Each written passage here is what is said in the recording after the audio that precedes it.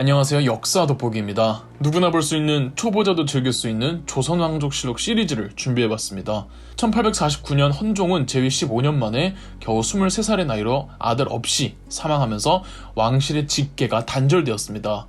이젠 반개 왕실 종친들 중 한 명을 옹립해야만 했습니다. 일반적으로 알려지기로는 당시 세도 정치를 주름잡던 안동 김씨 집안이 권력을 독차지하기 위해 허수아비 왕을 앉히고자 반개 중에서도 저 먼 반개, 강화도에서 본인이 왕족인지 까먹고 글조차도 읽을 줄 몰랐던, 평범하게 농사 짓고 있던 강화도령 이원범을 데려다 강제로 국왕 철종으로 옹립했다고 알려져 있습니다. 국왕은 허수아비였고 부패한 안동 김씨가 모든 조정을 다 장악하는 가운데 민생에 관심을 두지 않아 조선의 사회 질서가 모두 무너졌다고 말이죠. 어디까지가 진실일까요?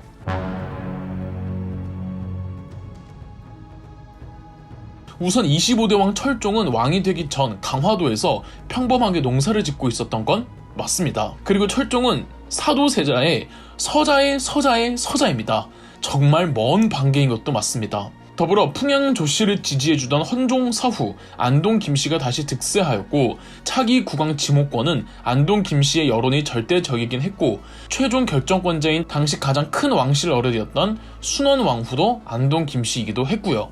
그렇다면 안동 김씨가 허수아비 왕을 세우기 위해 의도적으로 저 먼 반개 정친을 데리고 왔느냐 하면, 그럴 의도가 있든 없든 이미 헌종 사후 직계가 끊긴 상황에서 어차피 반개 중 한 명이 왕이 되어야만 했고, 철종이 먼 반개인 건 맞지만 그나마 가장 가까운 반개이기도 했습니다. 아무리 반개 출신이라고 해도 왕 자체가 갖는 신성한 상징성이 있기 때문에, 더군다나 예법이 어느 사회보다 중요한 조선시대에서 따져야 할 게 한두 가지가 아니었고, 모든 예법을 다 만족시키진 못했지만 그래도 가장 많이 만족시키는 종치는 강화도령 이원범이 제일 적법했죠. 안동 김씨가 아니어도 강화도령 이원범이 어차피 왕이 될 거였다는 거죠.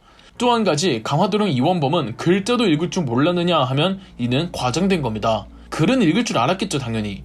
이원범의 고향은 서울이었고 어릴 때 나름 왕실 종친 대우도 누리며 살았습니다. 그런데 이원범이 14살밖에 안 됐던 헌종 재위 중간에 민진용이라는 무인이 이원범의 큰형을 왕으로 옹립할 계획을 세우다 적발되어 이 사건에 큰형이 처형당합니다.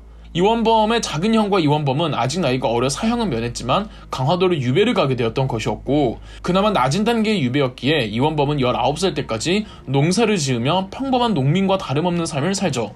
그래서 글자조차 모른다는 건 과장일지라도 어린 시절부터 곧바로 농사 지으며 살았기에 똑똑하거나 학식이 풍부하다고는 말할 수는 없는 거죠. 1849년 그렇게 이원범은 조선의 25대 국왕 철종으로 즉위합니다. 궁궐 사람들과 관인들이 이원범을 찾으러 강화도에 왔을 때 이원범은 자기를 죽이러 오는 줄 알고 도망치고 그랬답니다. 철종에게는 작은 형이 있었지만 작은 형은 20살이 넘어가지고 후보에서 제외되었습니다. 20살이 넘으면 안동 김씨 순원 왕후의 수렴청정에 명분이 안 생기거든요. 대신 철종이 19살로 즉위했기에 순원 왕후가 처음에는 수렴청정을 맡게 됩니다. 철종의 즉위로 무소불위 안동 김씨의 세상이 도래한 것도 팩트죠. 철종이 즉위하고 2년 후 역시 안동 김씨 집안의 여인과 혼인하여 안동 김씨에서 철인 왕후라는 왕비를 또 배출해냅니다. 한 국가의 대비와 왕비가 모두 안동 김씨였던 거죠. 그 사이에 낀 작은 대비였던 효명세자의 아내이자 헌종의 친모였던 풍양 조씨의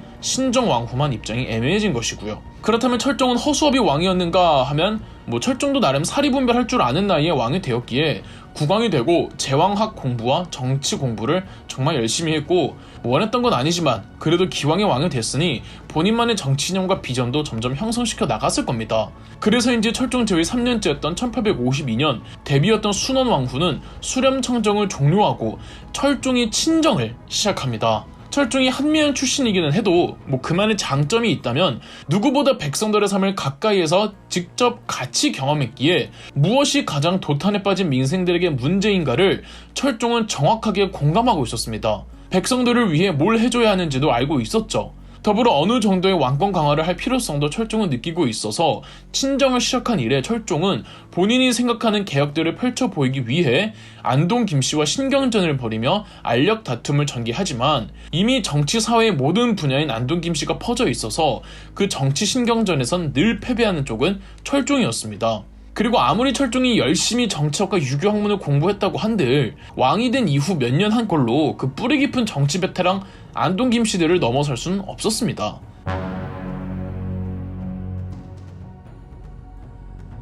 때문에 여전히 도탄에 빠진 민생의 피폐함은 개선되지 않고 있었는데요. 안동 김씨에 의한 세도 정치의 폐해가 정점을 찍었을 때가 철종 재위 때인 것도 팩트입니다. 당시 가장 문제가 됐던 사회적 문제가 삼정의 문란이었습니다. 삼정의 문란이란 세금 제도가 엉망이 되어 국가 세수는 안 거치는데 백성들의 세금은 과중되는 현상이었는데요. 우선 첫 번째, 전정이라고 가장 일반적인 일종의 소득세인데 이 소득세를 보통 각 고을별로 이 수령 사돈님과 그 아래 아전들에게 바칩니다. 그럼 수령과 아전들이 고을 운영비로 일부를 남겨두고 나머지는 전부 중앙정부에 보내야 하는데 그 중간에서 빼돌리는 비율이 30에서 40%까지 갑니다. 중앙정부에선 세금이 안 거친다고 판단하여 더 뜯어내라고 하고 수령과 아전들은 그런 벼랑간 무슨 명목이든 갖다 붙여서 백성들을 탈탈 털었습니다. 세금의 과중함을 견디지 못하고 도망치면 그 도망친 비율만큼 남아있는 백성들에게 세금을 물렸습니다. 두 번째, 군정이라고 15에서 60세 남성들은 군복무를 해야 하는 의무가 있는데 남성들이 군복무를 해버리면 농사 지을 사람이 없어서 가족을 부양할 수가 없습니다. 그래서 포라고 당시 화폐 중 하나였던 옷감을 고을에 제출하면 군역을 면제할 수 있게 해주었는데 이 포를 지방 수령들이 강제 차출했죠. 15세에서 60세 남성들만 부과하면 되는데 어린 아이들, 심지어 노인들에게까지 포를 물렸죠. 세 번째, 환정이라고 보통 환곡이라고 부르는데 국가에서 저이자로 해주는 대출 시스템이었는데 저이자 대출은 무슨 그냥 수령들 비리 충당해주는 고리대금으로 전락한 지 오래였죠. 전정, 군정, 환정 세 가지의 세금 제도가 정상적으로 작동하지 않았다고 하여 삼정의 문란이라고 하는데 삼정의 문란은 사실 이전부터 계속 누적되어 오다가 철종 때 그 정점을 찍었던 것이었고 당장 언제 밀란이 터져도 이상할 게 없는 시대였습니다.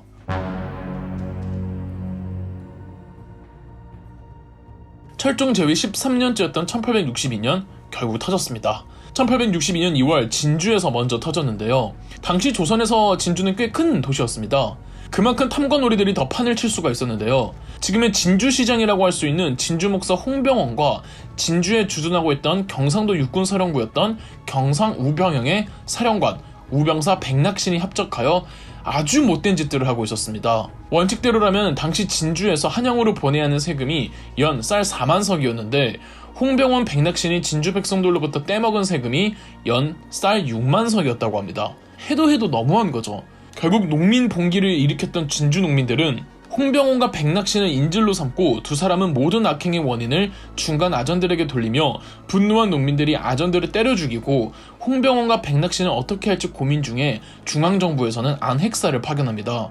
안핵사란 밀란이 터졌을 시 백성들의 요구사항을 들어주고 중간에 타협과 중재를 해주는 역할을 하는 직책인데 이때 안핵사로 파견된 사람이 박규수라고 아주 유능한 관리였으며 나중에 모든 개화파들의 스승이 되기도 합니다. 박규수는 안핵사로서 진주 백성들의 호소를 전부 들어주었으며 철종에게 아래 홍병원과 백낙신에게 가장 강도 높은 단계의 유배령에 처하게 만들며 진주에서의 농민 봉기는 어느 정도 일단락이 됩니다. 그런데 당시 조선사회에서는 또 특기할 만한 사회적 현상이 전국적으로 큰 도시에 큰 시장이 열리는데 이곳엔 인근 마을 사람들까지도 모인단 말이죠. 진주에서 벌어진 일들이 이 시장을 매개로 전국으로 퍼지면서 1862년 3월에서 5월까지 충청, 경상, 전라, 삼남지방에서 농민 봉기가 폭발적으로 그리고 연쇄적으로 일어납니다. 경상도에서는 함양, 거창, 성주, 울산, 김천의 계령, 군위에서 일어났고 전라도에서는 익산, 한평, 부안, 장흥, 순천, 강진, 남원, 영광, 고창, 화순 등에서 충청도에서는 청주, 공주, 논산, 진천, 부여, 옥천 등지에서 일어났습니다. 심지어 경기도의 광주와 제주도까지도 봉기가 발생했죠. 조직적인 단체가 주도한 게 아니라 지방별로 개별적으로 봉기가 연쇄적으로 일어난 건 그만큼 조선의 사회 경제가 망가질 대로 망가져 있었다는 겁니다. 1862년 임술년에 일어났던 이 일련의 농민 봉기들을 통틀어 임술농민 봉기라고 합니다. 이때 박규수는 이 모든 봉기의 원인들이 삼정의 문란 때문이라며 철종에게 간곡히 아뢰어 삼정의 문란을 해결해 줄 것을 촉구했고 철종은 삼정의 문란을 해결할 수 있는 해결기구로 삼정이정청이란 기관을 신설합니다. 삼정이정청에서 삼정의 문란을 해결할 수 있는 개혁안을 내놓을 것을 철종은 요구했으나 삼정 이정청 구성 대신들은 대부분이 안동 김씨이거나 마찬가지로 부패한 정치인들, 이들이 내놓은 개혁안들은 개혁이라고 차마 부르기 어려운 사실상 현상 유지나 다름없는 그냥 쇼에 불과했습니다. 참고로 동시기에 일본과 중국 청나라는 이미 개항을 하며 세계의 무대에 접어든 상황이었습니다.